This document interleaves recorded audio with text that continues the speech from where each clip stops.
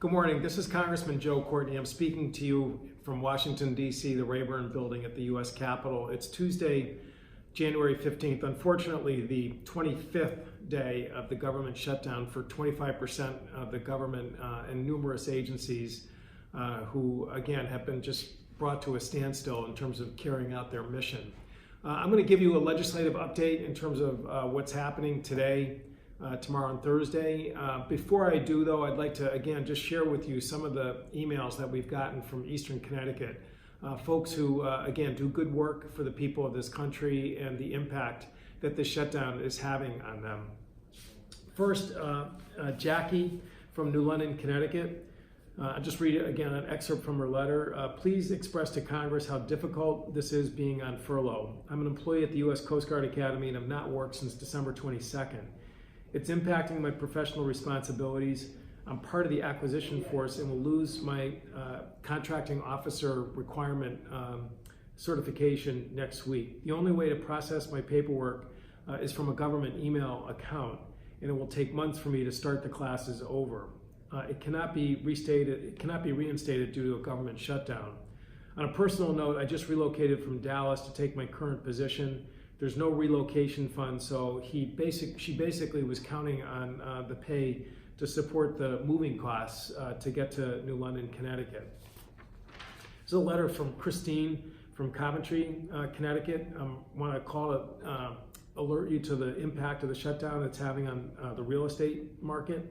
I'm a realtor, and my husband and I also own a home improvement business. We have a home that we're selling where the buyer is using a USDA loan, which is actually very commonplace in the most rural part of Connecticut. The USDA home ownership program is a very affordable option for a lot of particularly first-time home buyers.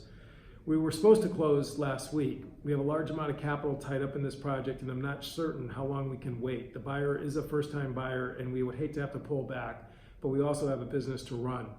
So again, Christine's letter is a description of the direct impact of the USDA shutting down. HUD has also been closed as a result of this shutdown, so that, again, a lot of FHA loans, which require certification, we're hearing from realtors, is being delayed.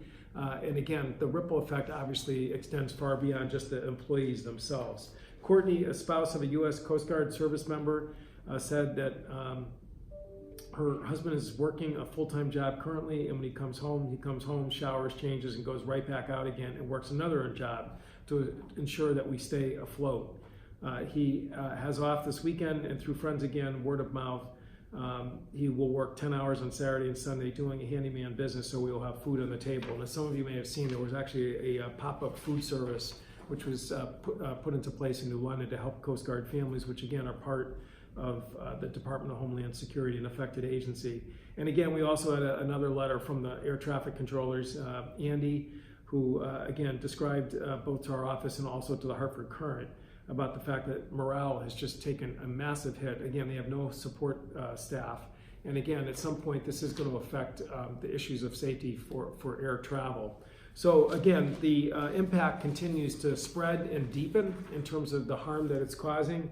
And it's, again, Congress's duty and the President's duty to, again, recognize that shutting down the government is not an appropriate way to leverage an issue that was not included in these budget bills, which, again, had gone through the process.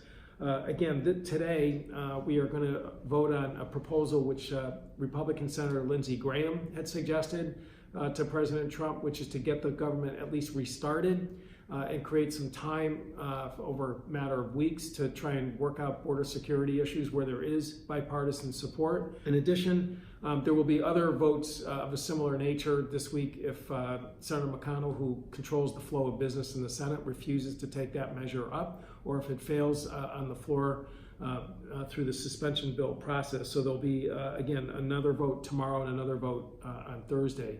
Again, also, as I have said in prior statements through Facebook, the House has already passed House Joint Resolution 12, which cleared the House with bipartisan support that would reopen the government entirely and create permanent funding for all the agencies except for the Department of Homeland Security to create the space that the President has insisted on in terms of negotiating a resolution to the southern border. Again, I want to emphasize there is bipartisan support for strengthening border security, increasing scanning of port of entry operations, which is where drugs and contraband flows through, would pass in a heartbeat. And again, I have been to those ports and have seen, again, the process of having scanning equipment and dogs and the wait lines for trucks that have to go through.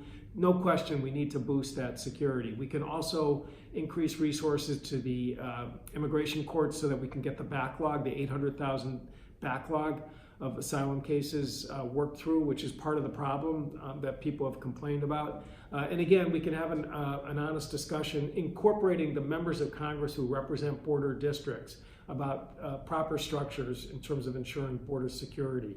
Every attempt to try and get some traction over at the White House using Lindsey Graham's ideas, even floating the possibility of an executive order, has been rebuffed over the last 10 days to 2 weeks by the president. And as a result, this impasse continues, which is again causing harm to innocent individuals and to the U.S. Economy at a large. So again, we welcome folks to continue to stay in touch. We will continue to give you updates regarding progress that's happening on the floor. And again, I want to thank you for taking the time to listen. One last point, we've had a lot of inquiries into the office about why should members of Congress get paid at the same time that federal employees who are affected by the shutdown are not paid. I received confirmation from the House Payroll Office today that they will not be issuing a check to me during the regular payment process for the month of January until this appropriations process has been resolved. Again, I agree with those who've raised that issue, is that members of Congress who, again, at least can vote on this measure should not get paid at the same time that hardworking federal employees are going without a paycheck as well. A real solution to this problem is to reopen the government, get public services out to the American people, and get past this impasse, which again is causing nothing but self-inflicted harm to the country and to our economy.